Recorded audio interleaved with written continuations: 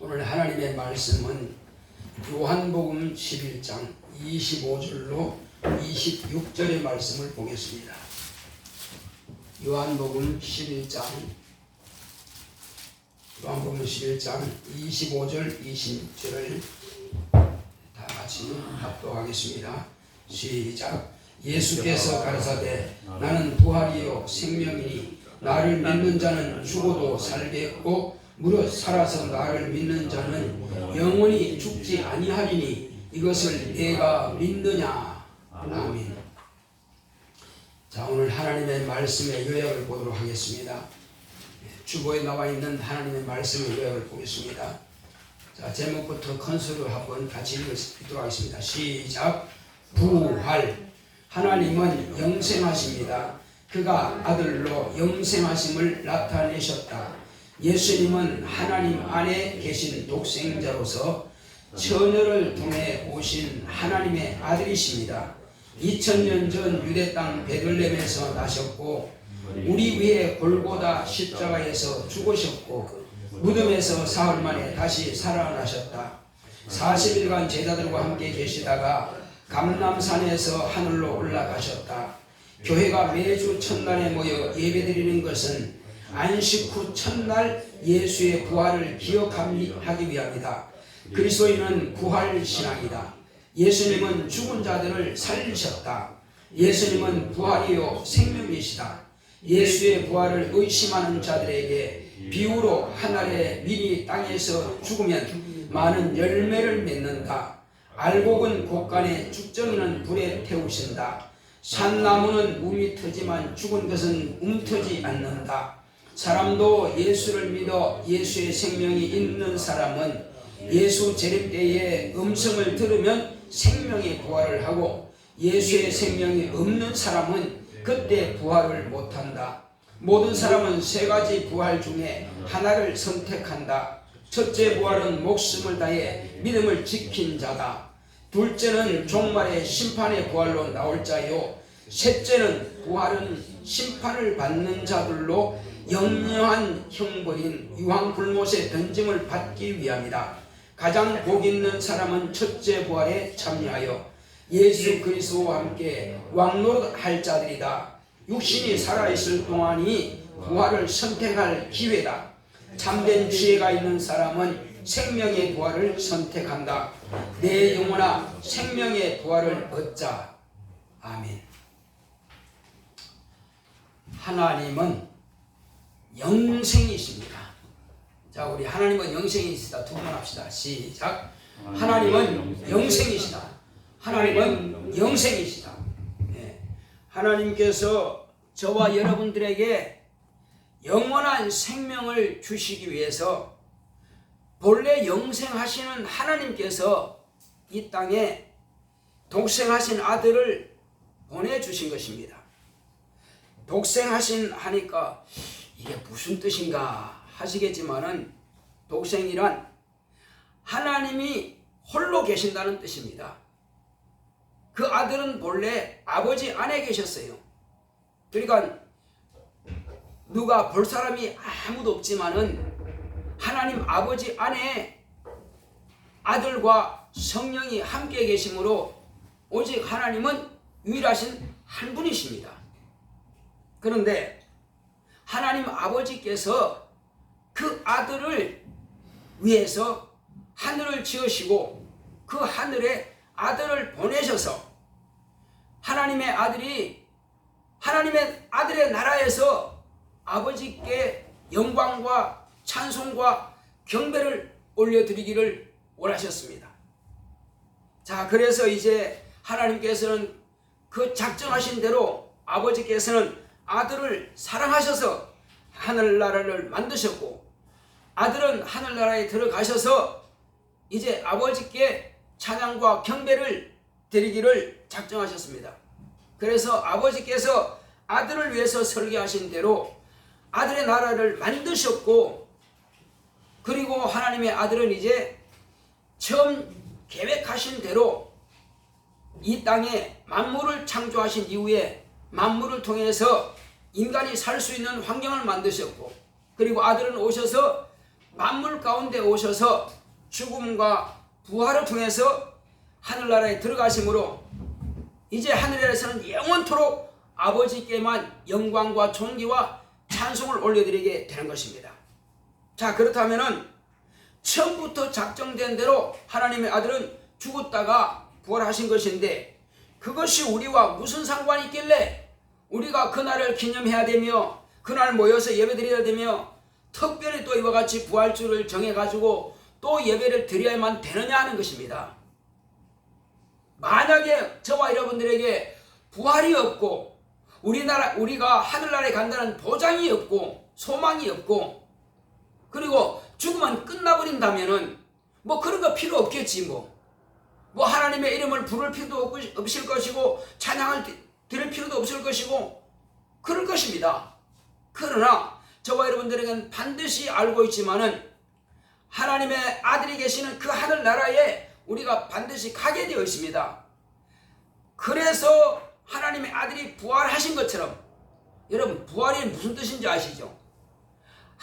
한문으로 부활하면은 다시 부자에다가 살활자입니다. 그래서 다시 산다 이런 뜻입니다.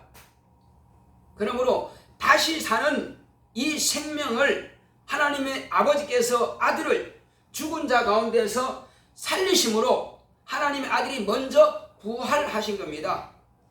그래서 부활하셔서 그분은 지금 하나님께서 작정하시고 계획하신 대로 아들의 나라에 가셔서 지금 왕으로 보좌에 계시는 분이에요. 그리고 하나님의 아들이 오시는 길로 우리 인간을 만드셨고 인간을 위해서 하나님의 아들이 무엇을 하셨는가? 그러므로 하나님의 아들은 본래는 아버지 품 안에 계셨는데 그 품 안에 계시던 하나님의 아들이 하나님 아버지께서 작정하신 그 날짜가 그 뜻이 있어요. 그 뜻하신 대로 어디에서 나셨느냐 하는 것입니다. 그는 유대 땅 베들레헴에서 나셨고 누구를 통해서 나셨느냐?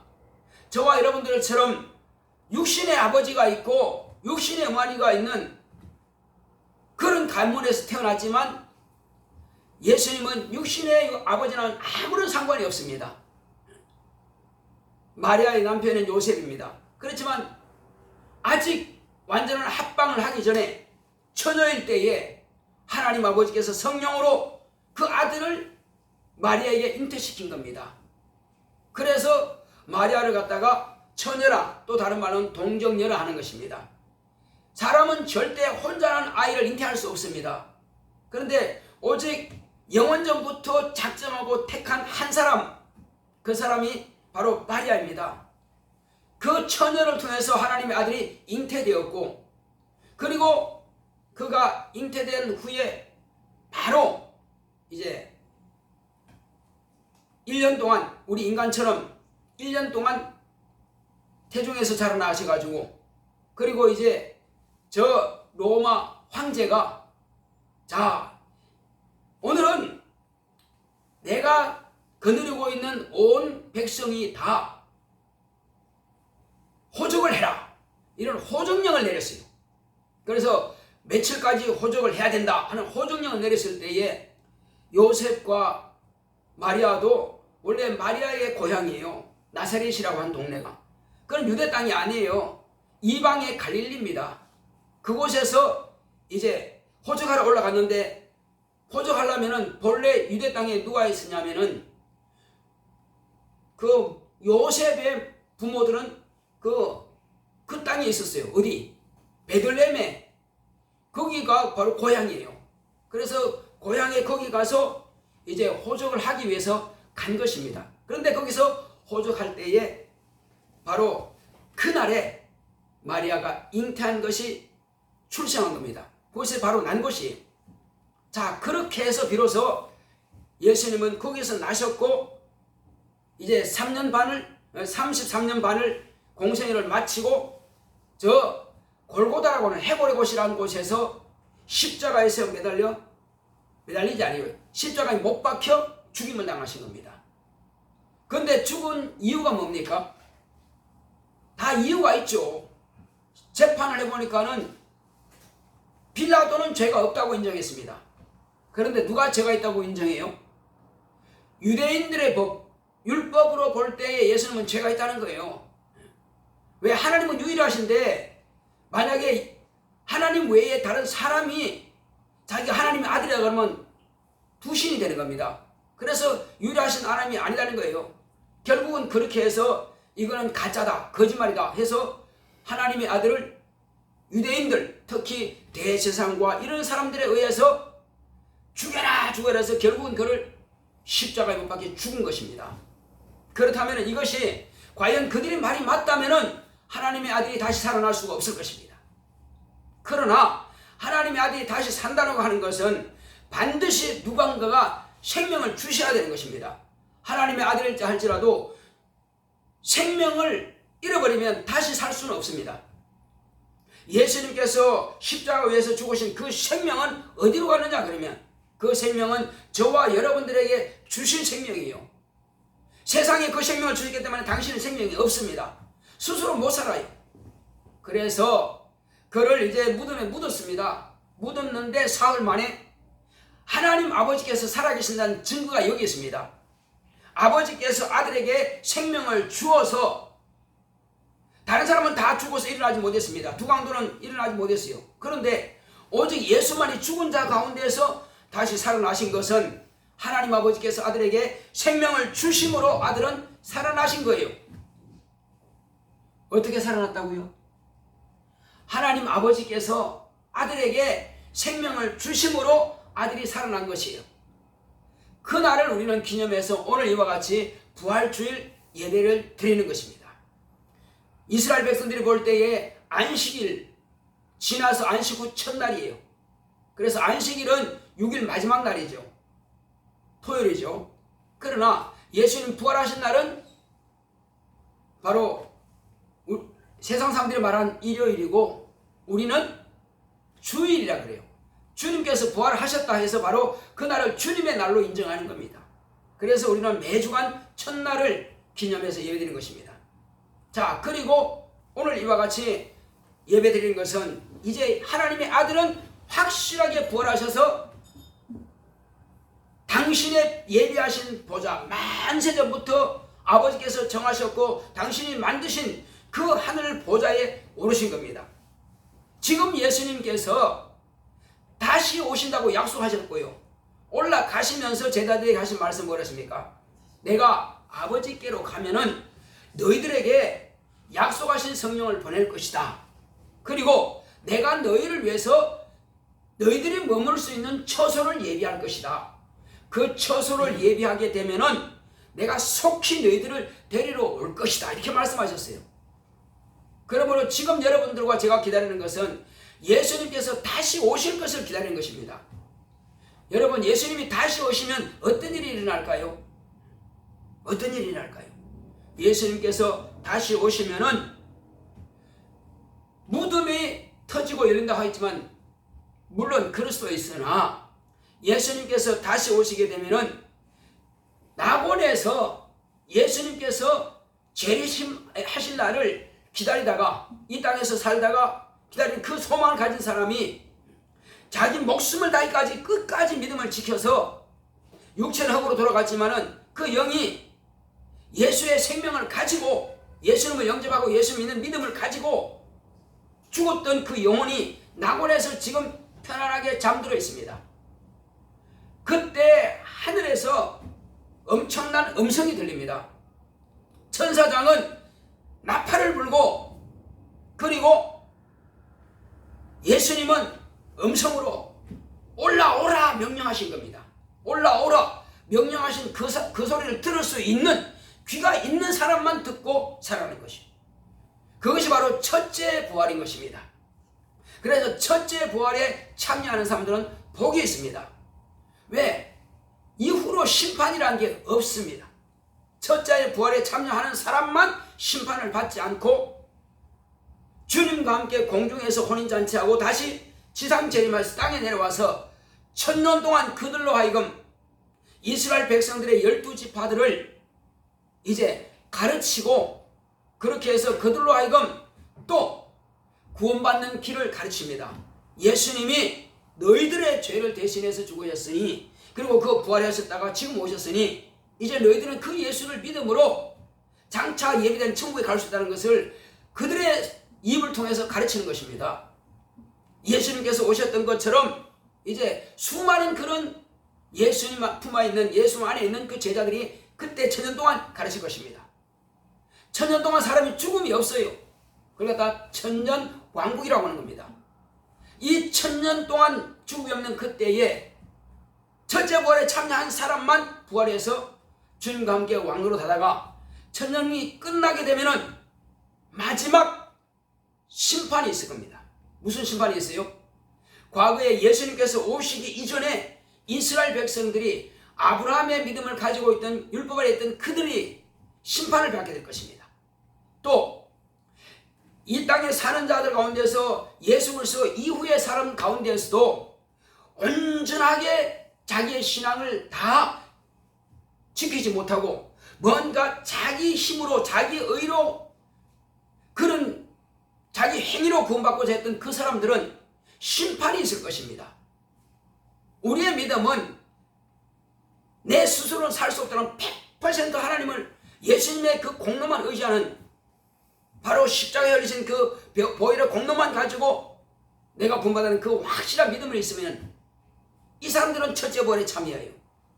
그리고 하나님의 자녀가 되는 권세는 바로 침례를 받고, 그리고 성령을 모신 물과 성령으로 거듭난 하나님의 자녀가 된 신분을 자기가 알아요. 성령을 모신 사람은 자기가 알아요.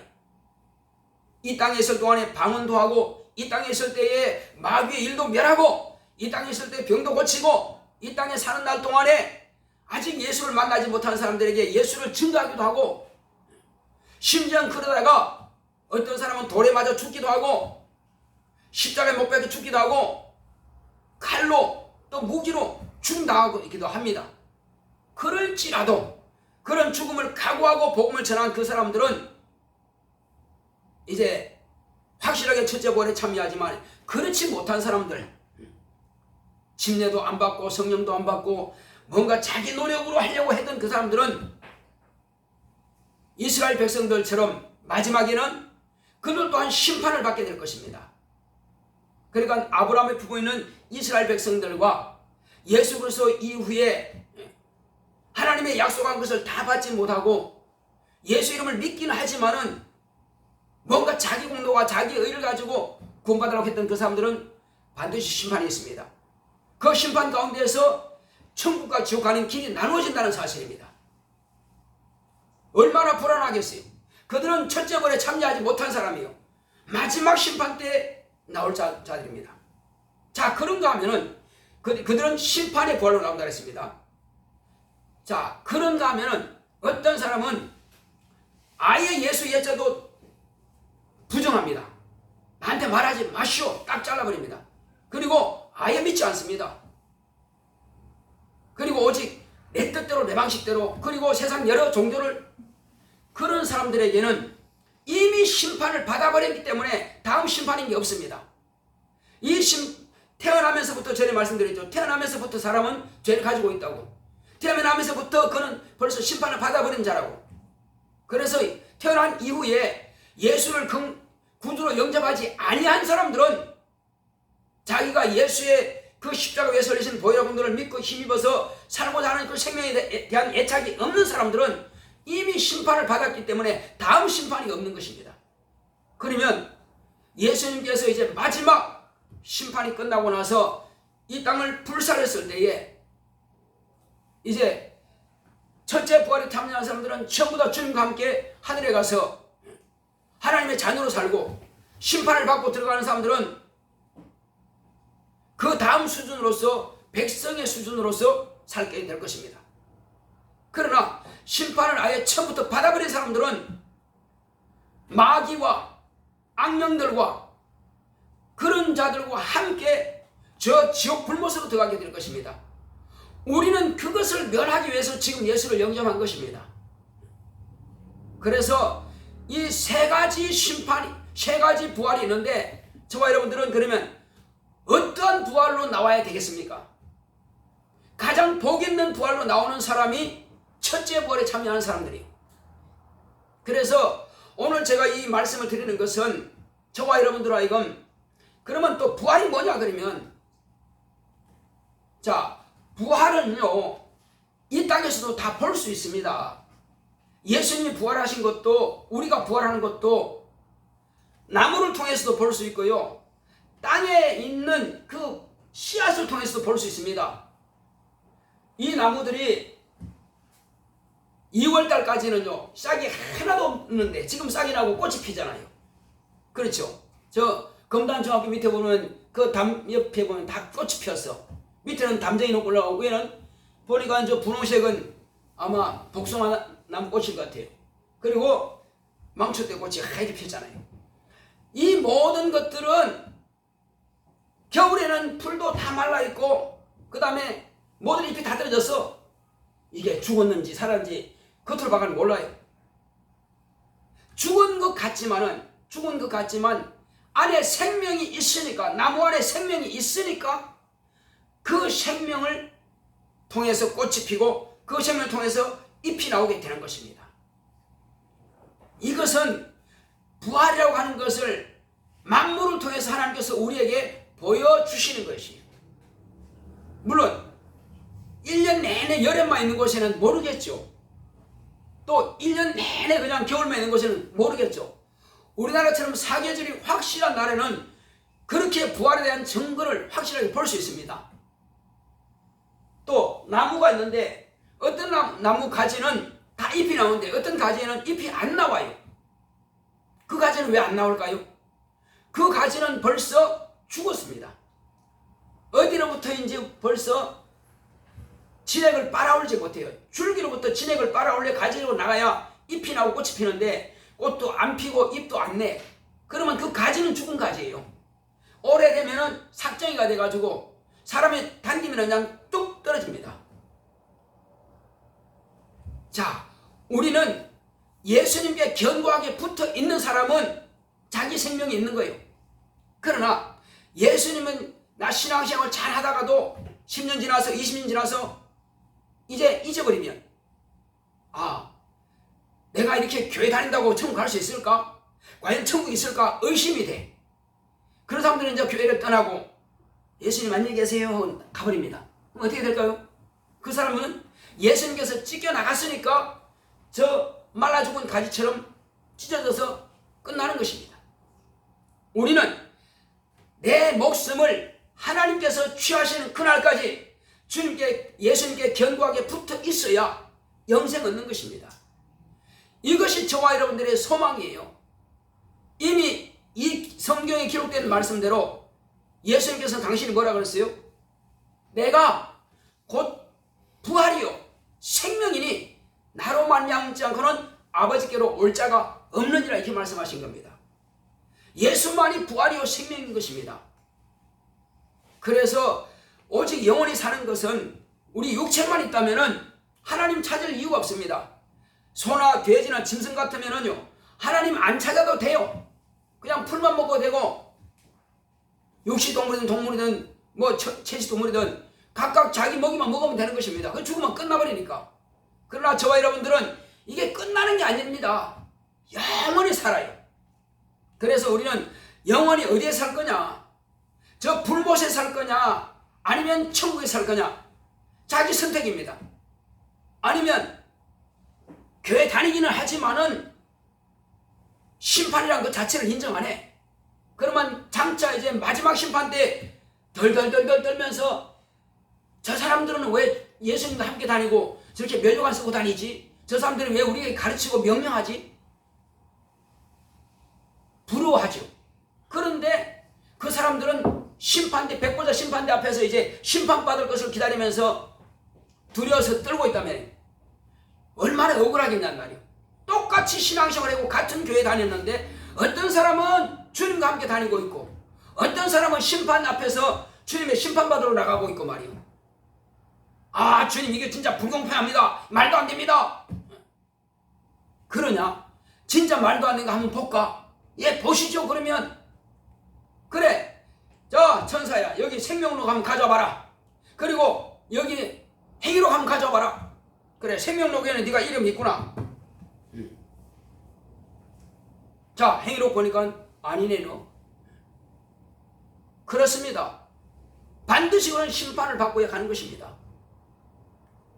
그러니까 우리는 이미 내가 지금 하나님의 자녀인지 아닌지는 자기가 알아요.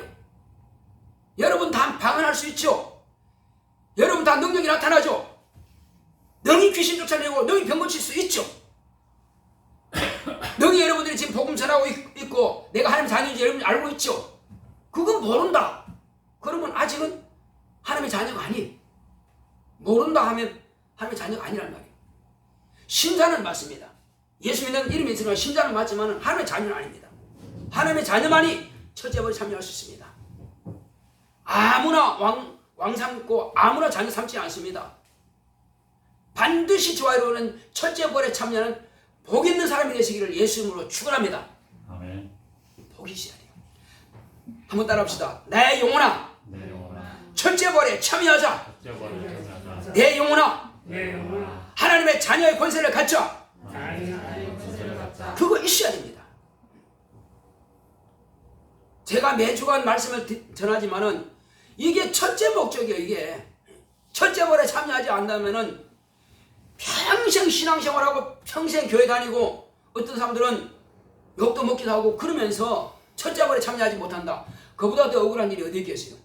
차라리 예수 몰랐으면은 뭐 지옥 가니까 어차피 그냥 자기는 모르고 그냥 가는 거니까 그거야 뭐 노력도 안 했으니까 믿을 생각도 안 했는데, 그런데 같은 교회에서 열심히 신앙생활 잘 했는데 누구는 첫째벌에 참여하고 누구는 나 같은 사람은 만약에 못 간다. 심판 앞에 간다. 그보다 더 억울한 일이 어디 있겠어요. 그래서 우리는 이 땅에 사는 날 동안에 하루하루의 삶 가운데서 예수님께 견고하게 붙어 있어야 됩니다. 내 팔이 내 몸에 붙어 있는 것처럼요, 저와 여러분들은 예수의 몸에 붙어서 예수님의 지체가 되시기를 예수님으로 축원합니다. 눈이 내 몸에 붙어 있고 입이 내 몸에 붙어 있고 코가 내 몸에 붙어 있는 것처럼 내 팔이 내 몸에 붙어 있는 것처럼 떨어져 나가지 마시기 바랍니다. 어떤 사람은 실수로 팔이 잘린 사람도 있습니다. 그러나 육체는 팔이 잘리고 눈이 없어지고 혹이 그렇게 된다 할지라도 귀가 없어진다 할지라도요, 부활할 때는 다 그대로 생깁니다. 왜? 육체만 없어질 뿐이고 영은 완전합니다. 영은 온전해요. 부활할 때는 전혀 하자가 없고요, 장애인이 전혀 없습니다. 그래서 육체로 살아있을 때는 장애인이라 눈 먼 사람, 귀 먹은 사람, 벙어리 있을 수 있습니다. 안점에 있을 수 있어요. 팔, 다리 없는 사람이 있을 수 있어요. 그러나 부활 때는 그런 것이 완벽하게 없고 깨끗한 몸으로, 완벽한 몸으로 부활합니다. 그때는 나이 늙은 사람, 젊은 사람 똑같습니다.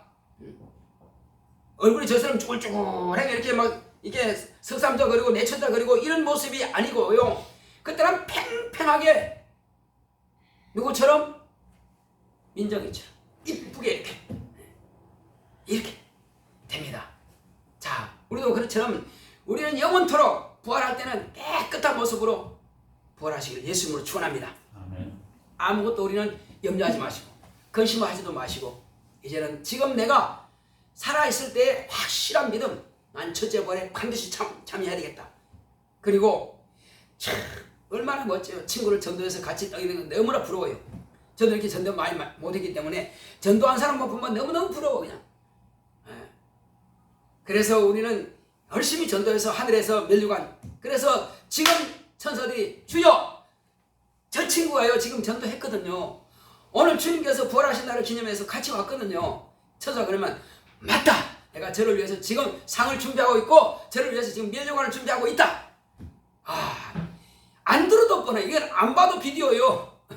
왜? 천사는 그렇게 보고할 것이고 주님은 그렇게 보좌에 앉아가지고 뭐 나 안다, 인정한다. 야, 얼마나 멋있어요. 그래서 이 사도 바울이요, 내가 지금 이렇게 열심히 내가 내 손으로 돈 벌면서 내가 먹을 것도 다 준비하고 헌금하는 건 절대 내가 안 쓰고 저 예루살렘 교회에다가 다 갖다 바친다.